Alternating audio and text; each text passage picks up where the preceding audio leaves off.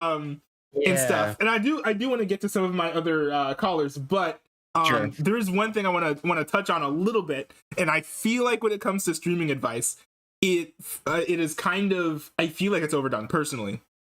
But it's still an interesting thing to talk about, which is hardware and gear and streaming setups. But I think focusing more on how that is utilized and like what to think about when picking your gear versus you like, oh, just get the Shure SM7B or whatever. How did you? So first of all, what gear did you get? And secondly, what was sort of like going through your mind when you picked like the webcam that you did and the microphone and lighting and the different things? Right.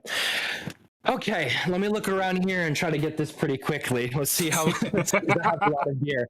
Okay, so for the main thing with the microphone is I've had microphones before, and this is probably the best microphone I've seen, at least because of how user-friendly it is. This entire setup right now is probably 70% Elgato products and 30% other companies. And so I have I forget what this is. Oh, this is the Wave 3.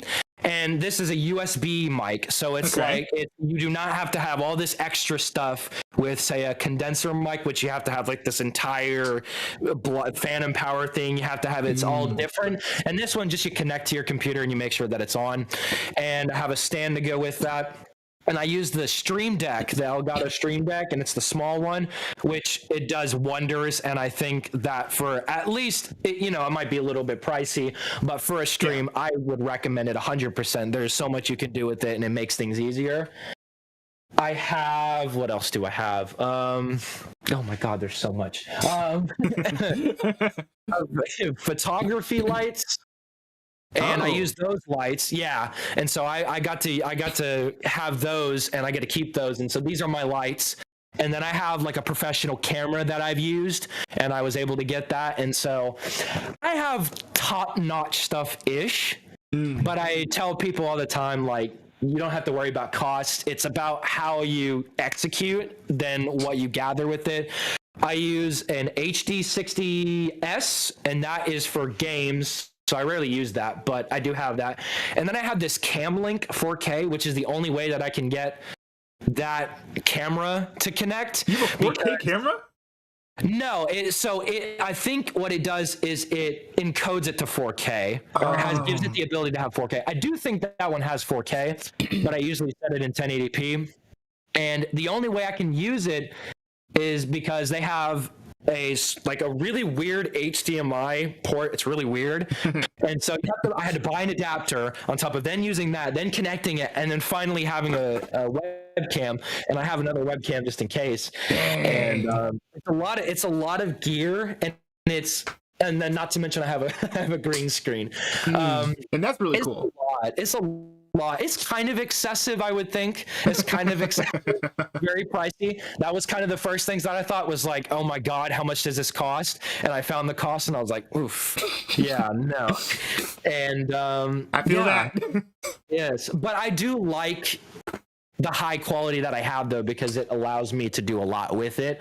I do think that it's definitely not necessary, especially when you are just still building your channel. And obviously all YouTubers are going to tell you, like, man, all you need is an iPhone. Like the iPhone can do what a camera can do. You know how crazy that is? Yeah. But then again, it's a whole different thing when it comes to YouTubing versus streaming, because it's not the easiest thing in the world to connect an iPhone to no, yeah. Well, I mean, I guess if you have a Mac now, they did this crazy thing where it's like a top down. Yeah, I don't understand how it all works, but that part's kind of cool. I don't either, man.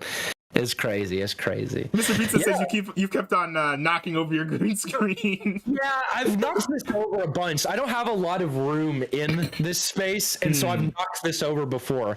And I was on a call with him, and I go up, and I just knock this thing over. Oh my goodness! I didn't notice how close it was until you moved your arm back. Is that like literally right behind you?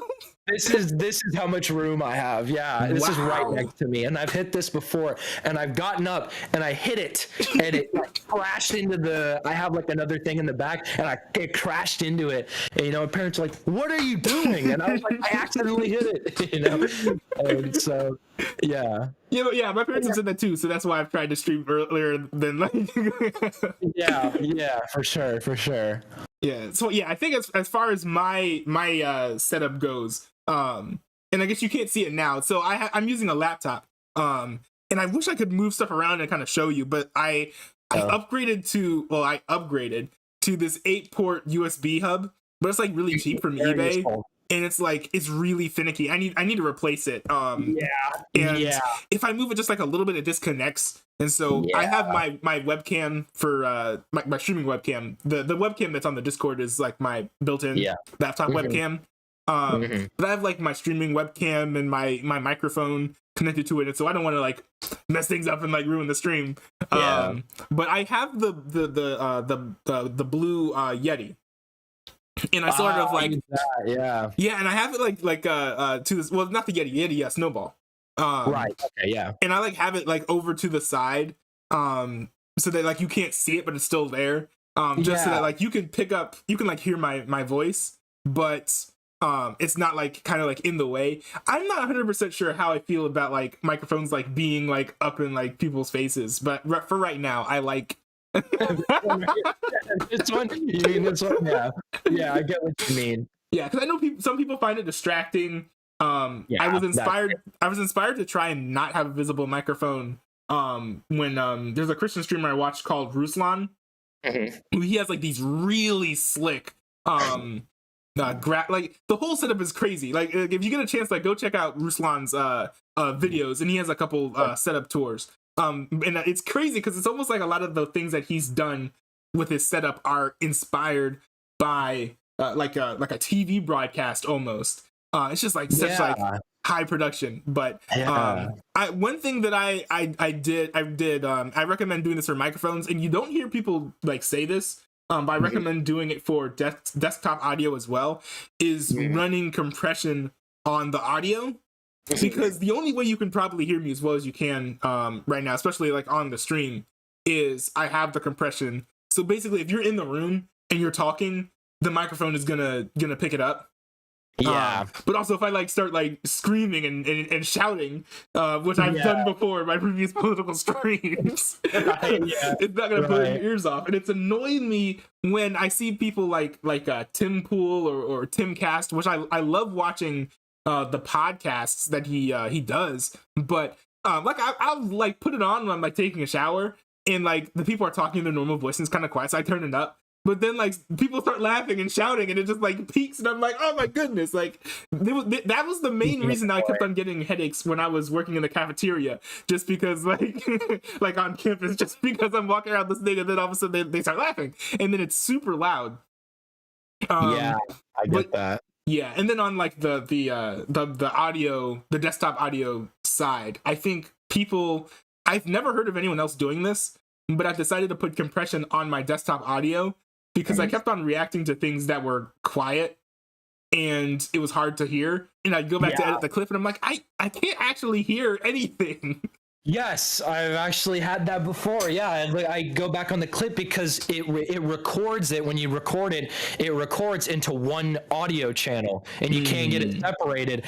And so I will be like 10 times louder than the video, and you listen back to it, and you're like, you can't hear it. And it's like you have to bump it up, and then it's like it's all kinds of I feel that. And there are even times where I'm like, oh, I don't know, is this gonna be like too quiet for like my well, there are things where it's like it's too quiet for me. But I already know that the audience is gonna hear it, so like I'm not like worried about that. Yeah. Well, I know I have some folks waiting who wanna jump into the. I'm taking too much of your time. Yeah, I know they jump into the bread line. So for sure, they definitely want to talk. I know that. Yeah, but thanks for tuning in and for calling. Absolutely, man.